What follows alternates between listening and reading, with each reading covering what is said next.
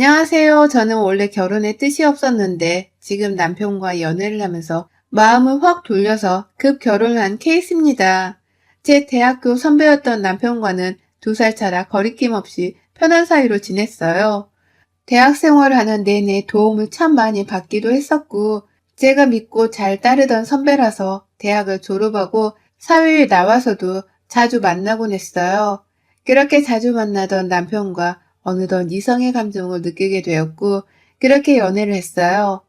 저희가 만난 지 5년의 시간이 흘렀을 때 남편은 이제 결혼을 하자고 저를 설득시키기 시작했고, 저는 왜 결혼 생각이 없는지에 대해서 말했습니다. 오빠, 사실 나는 결혼이 무서워. 내가 막 살림을 잘하는 것도 아니고, 오빠만 보면 결혼하고 싶기도 하지만, 시댁도 챙겨야 하고, 그 사이에서 갈등이 생기면 해결할 자신도 없고, 이게 단순히 우리 둘이 좋아한다고 해서 할 수 있는 게 아니잖아. 그래서 난 아직 마음의 준비가 안 된 것 같아. 미안해. 슬기야, 나도 뭐 특출나게 잘하는 게 있는 것도 아니고, 그렇다고 막 자신감이 넘치는 것도 아니야. 그런데 우리의 연애의 끝이 결혼이고 싶어. 나는 우리 둘이 서로에게 확신만 있다면 잘 헤쳐나가면서 그렇게 살 수 있어. 슬기야, 부족한 나지만 믿고 따라봐 줄래? 달콤한 말에 속아서 결혼을 덜컥하게 되어버렸습니다. 내심 남편 5년의 연애 기간 동안 특별한 문제가 없었기에 저희 2사람은 큰 문제는 없겠구나 그렇게 생각을 했어요. 그런데 문제는 저희 2사람이 아니라 시댁 식구들이었죠. 남편에게는 저보다 1살 미친 여동생이 하나 있는데 정말 철딱서니가 없어도 얼마나 없는지 한심 그 자체였습니다. 신우는 저희보다 1년 앞서 속도 위반으로 결혼을 했는데 모아둔 돈도 하나 없어서 시댁에서 다 지원을 해줬고 아이 육아를 본인이 해야 해서 서방님이 외벌이를 하는데 씀씀이가 어찌나 큰지 늘 명품관을 드나들었고 사치 부리는 건 1등이었죠. 그렇게 본인의 명품 사고 뭐 사고 한 돈들은 사모님과 시어머니의 카드로 번갈아 가면서 살았고 이런 신우를 육아 스트레스가 무섭다며 감싸주기 바쁜 시모가 이해하기 어려웠어요. 30대의 나이에 그것도 애도 키우는 엄마가 어떻게 아직도 본인 엄마에게 손을 벌리는지 이해가 쉽지 않더라고요. 생활이 정말 어려워서 도무지 방법이 없어서 손을 빌린 거면 또 마음이라도 아프겠지만요. 이런 한심한 신우이인 걸 알기에 솔직히 말도 별로 섞고 싶지 않았고 그렇게 친하게 지내고 싶지도 않았기에 최소한의 대화만 했고 불필요한 대화는 일체 하지 않았습니다. 말투도 진짜 사람 슬슬 약 올리면서 비꼬는 딱 싸우자는 식의 말투라서 늘 시댁에 가면 귀를 닫았어요.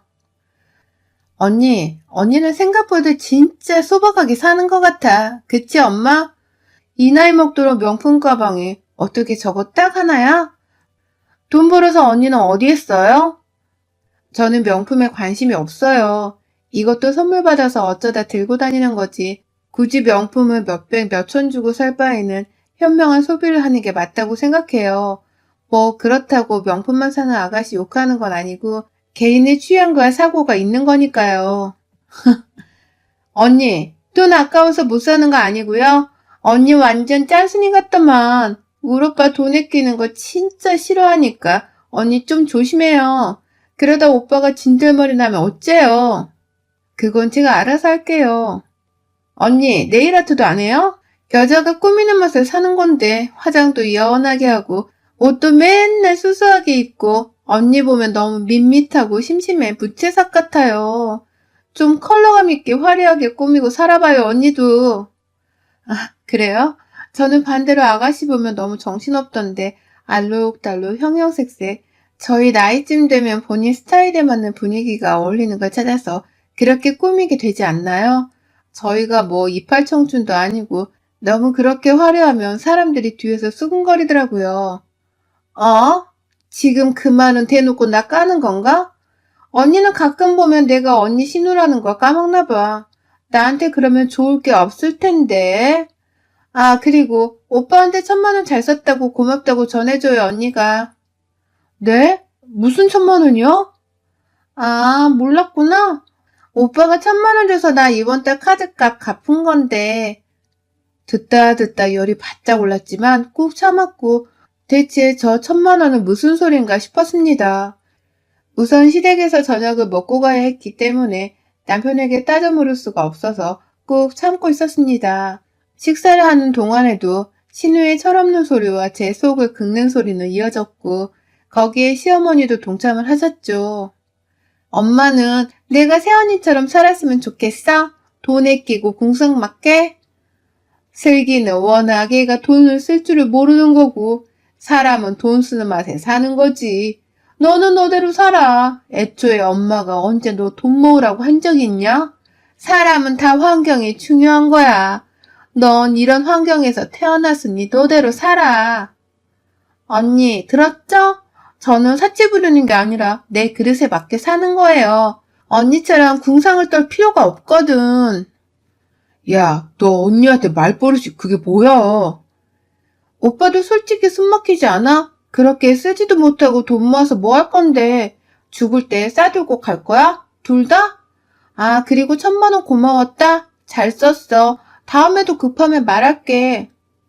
속이 확 뒤집어져서 먹은 것도 다 체해버려 집에 오자마자 급하게 토해내고 남편이랑 얘기를 했습니다. 당신 아가씨한테 1,000만 원 해줬어? 1,000만 원 부족하다고 하길래 도와줬어. 우리 결혼했을 때 서로 금전적으로 양가에 보낼 일 있으면 상의하기로 했잖아. 어차피 내 돈인데 뭐. 그리고 좋은 일도 아닌데 뭐 굳이 당신까지 알게 해. 앞으로는 아가씨한테 단돈 10만 원을 보내도 나랑 상의해. 이런 식으로 네 돈, 내 돈 하면 우리 집 못 사, 여보. 아유, 알았어요. 알았어. 그만해. 다음부터는 상의할게. 남편은 자기가 모은 돈에서 준 건데 그게 뭐 어떠냐는 식이고 그게 앞으로도 반복이 될까봐 무서웠던 저는 초장에 확 잡아야겠다는 생각을 하게 되었죠. 말은 저렇게 해두긴 했지만 효과가 있을지는 잘 모르겠어서 답답한 마음뿐이었습니다. 제 결혼 생활이 지옥 같아졌고 전 너무 힘들었어요. 하루는 주말에 푹 쉬고 있는데 전화 한 통을 받고 어이가 없었습니다. 언니, 지금 집이죠? 네, 왜요? 지금 언니네 가고 있는데 루아 좀 잠시 봐줘요. 제가 급한 일이 생겨서. 네? 아니, 갑자기 그렇게 하면 안 되죠. 저 애도 못 봐요, 아가씨. 아, 어차피 낮잠 잘 시간이니까 그냥 잘만 봐주기만 하면 돼요. 별거 없어요. 아무튼 그렇게 알고 끊어요. 아니요, 아가씨, 루아 봐줄 자신이 없어요. 제가 얘를 본 적이 없어서 행여나 무슨 일이 생기면 어떡해요. 전 안 된다고 말했어요? 갑자기 뜬금없이 저희 집에 오고 있으니 본인 애를 봐달라는 신우의 말에 너무 짜증이 나고 어쩜 이렇게 예의가 없을까 싶었습니다. 제가 아이를 혼자 봐본 적도 없고 더군다나 남편도 집에 없었는데 이건 아니지 싶었어요. 그렇게 거부를 하고 전화를 끊었는데 시어머니 전화가 오길래 느낌이 쎄했죠. 예, 너는 진짜 애가 왜 이렇게 이기적이니? 하루를 봐달라는 것도 아니고 볼 일이 있어서 애 데리고 갔다가 도저히 안 되겠으니 가까운 너한테 봐달라는 거잖아. 근데 그걸 그렇게 매정하게 안 된다고 하니 얘가 참 나쁘다 너. 네 친동생이었어도 안 된다고 했을 거야? 어머님, 제 친동생이었으면 가능했죠. 다치거나 해도 제가 크게 신경 쓰지 않아도 되니까. 그런데 얘를 봐본 적도 없는데 제가 혼자 볼 자신이 없는 건 어쩔 수 없잖아요. 남편도 없이 혼자 있는데 그러다 루아 다치기라도 하면 그 책임은 제가 고스란히 져야 하는데 저 싫어요. 얘도? 얘가 참 나쁘다 정말. 어머님, 저 집에 없었으면 어쩌려고 그걸 당일날에 그것도 오고 있다는 말하면서 통보를 해요. 애초에 이건 A가 아니죠. 잠만 말고 봐줘. 5시간이면 된다고 하잖아. 더 토달지 말고 루아 똑바로 봐줘. 욕이란 욕은 다 먹고 황금 같은 주말에 갑자기 아이를 보게 되었고 신우가 가자마자 1시간을 내내 울기만 하는 아이를 대체 어떻게 해줘야 할지를 모르겠더라고요. 안고 기저귀도 보고 뭐 할 수 있는 건 다 했는데 꺼이꺼이 숨 넘어갈 듯 아이가 울길래 신우에게 전화를 했습니다. 아가씨, 루아 진짜 숨 넘어갈 것 같아요. 그냥 와야겠어요. 아, 진짜.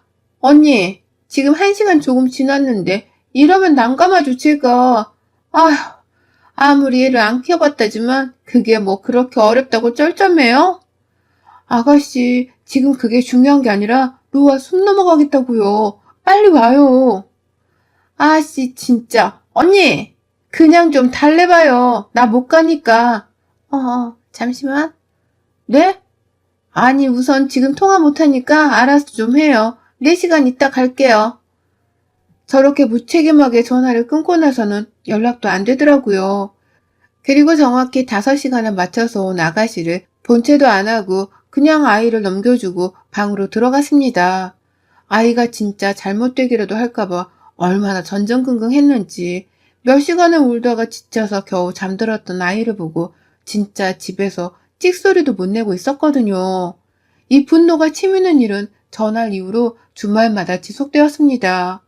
대체 아이 키우는 주부가 왜 주말마다 그렇게 일이 있을까 하는 생각이 문득 들었고 아이를 그럼 애 아빠가 보면 되지 왜 자꾸 데리고 나와서 저럴까 싶었어요. 아가씨, 근데 대체 주말마다 어디 가는데 그래요? 서방님은 주말마다 뭐 하는데 얘를 데리고 굳이 우리 집에 왜 두고 어디 가는데요? 아, 있어요. 일이 조금. 그니까 아가씨가 회사를 다닌 것도 아닌데 어떻게 매주 똑같은 시간에 일이 있냐고요. 아이를 저한테 두고 갈 만큼 급한 일이냐고요. 언니, 제가 나중에 설명할게요. 우선 로아 좀 부탁해요. 이건 분명 뭐가 있다고 생각을 했고 캐보긴 해야겠다 싶었어요. 아니 우선 매주마다 이렇게 애를 봐주는 게 너무 싫어서 주말마다 친정으로 도망을 갔습니다. 그러던 중 시어머니도 전화가 불이 나게 매일같이 시집살이를 시키니 제가 너무 지치더라고요. 정말 결혼하지 말 것을 후회가 점점 들기 시작했어요. 예, 성진이 이맘때면 자주 아프니까 집안 청소 깨끗이 해두고 소독도 좀 해둬라. 걔가 호흡기가 예민하니까 공기청정도 신경 쓰고.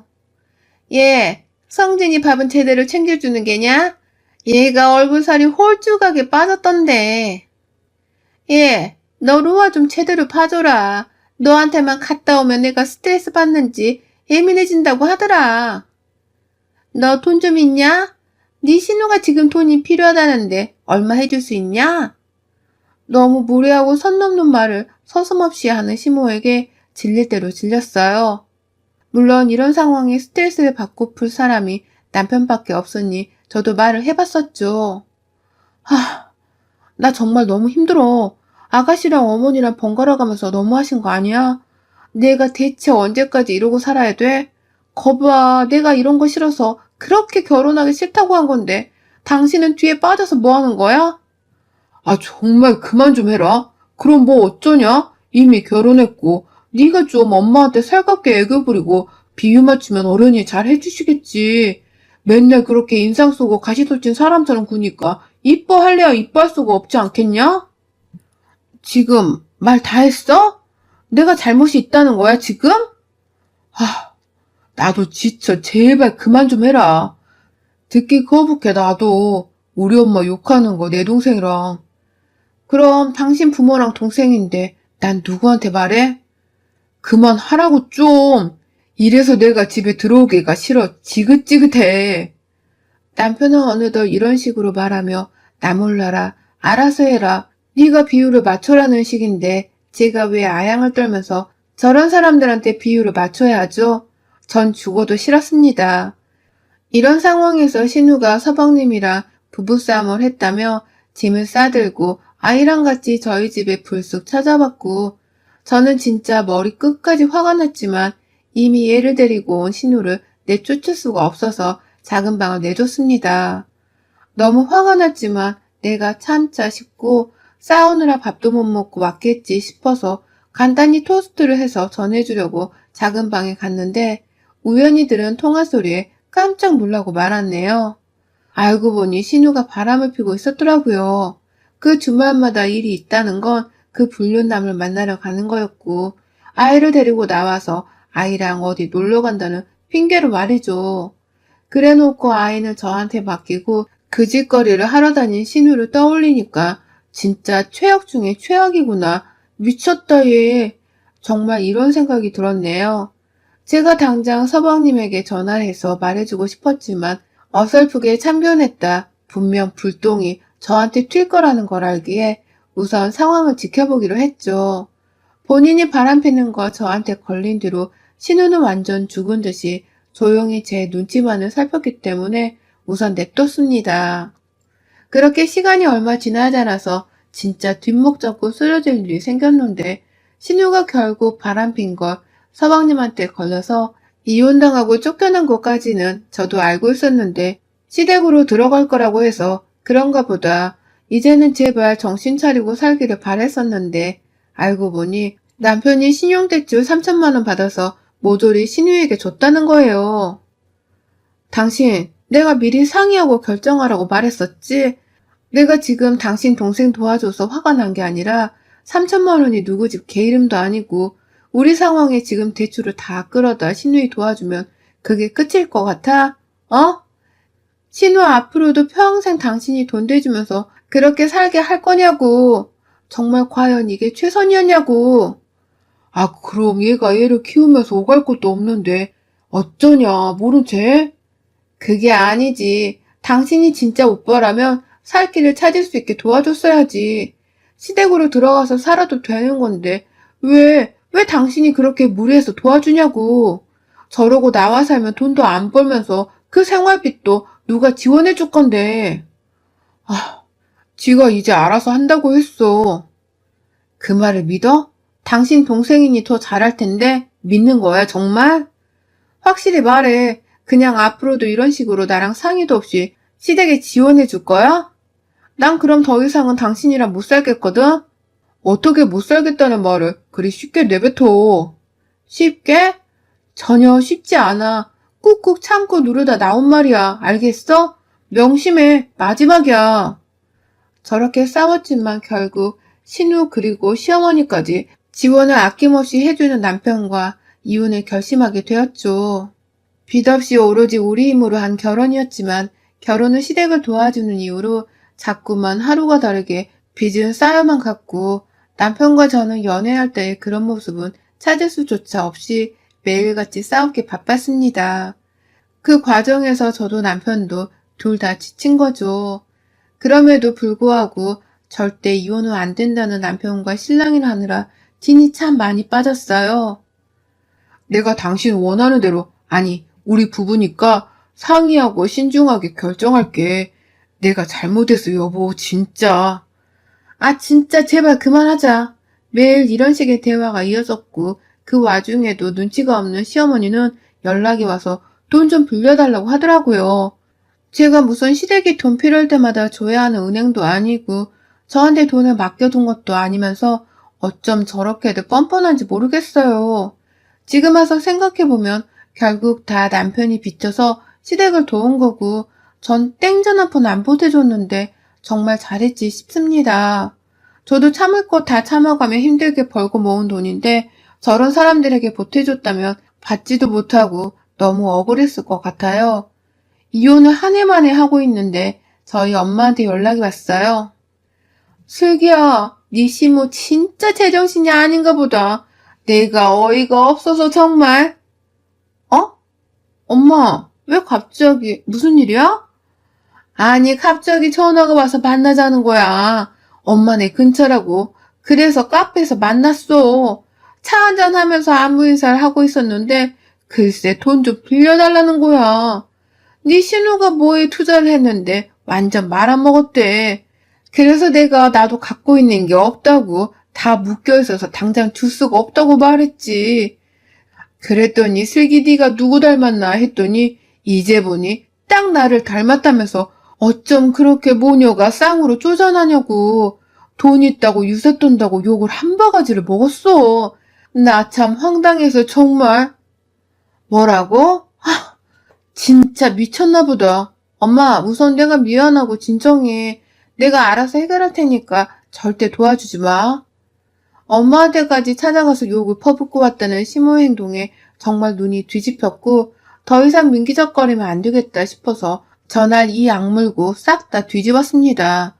지속적으로 저랑 엄마한테 돈을 꿔달라고 협박하고 정신적으로 스트레스를 주고 욕설하고 위협적인 행위를 하는 시모 행동이 법적으로 걸릴 수 있는 게 없나 싶어서 변호사와 상담을 했더니 있더라고요. 변호사와 상담을 하면서 현재 상황에 대해서 다 낱낱이 말씀을 드렸고 시댁을 법적으로 고소할 수 있는 건 싹 다 해버렸습니다. 남편이랑 이혼도 역시 진행을 해버렸고 그 길로 후련한 마음을 잡고 시댁에 갔어요.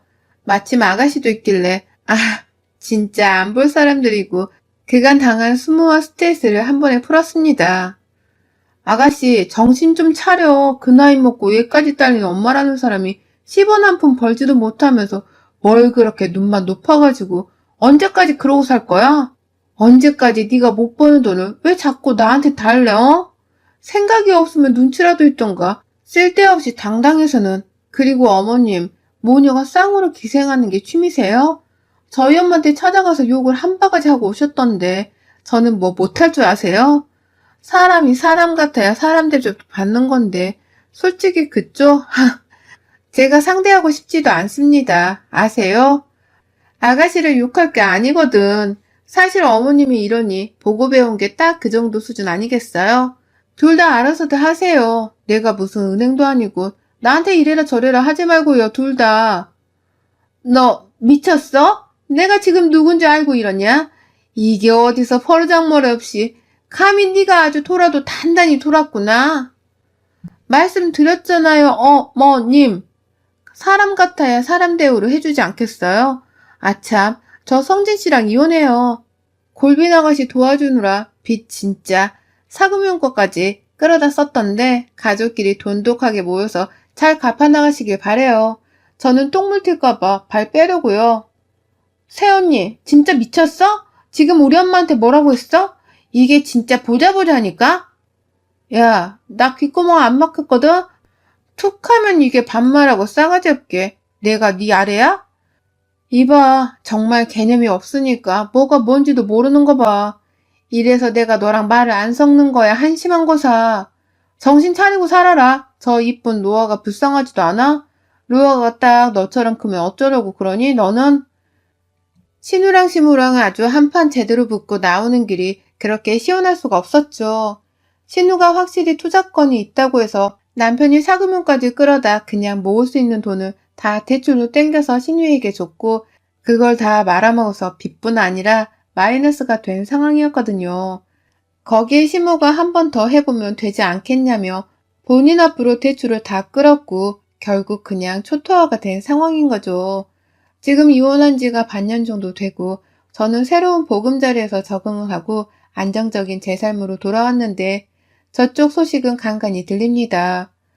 그냥 완전히 망해서 남편 급여까지 압류되고 개인위생과 파산을 진행하고 있다고 하네요.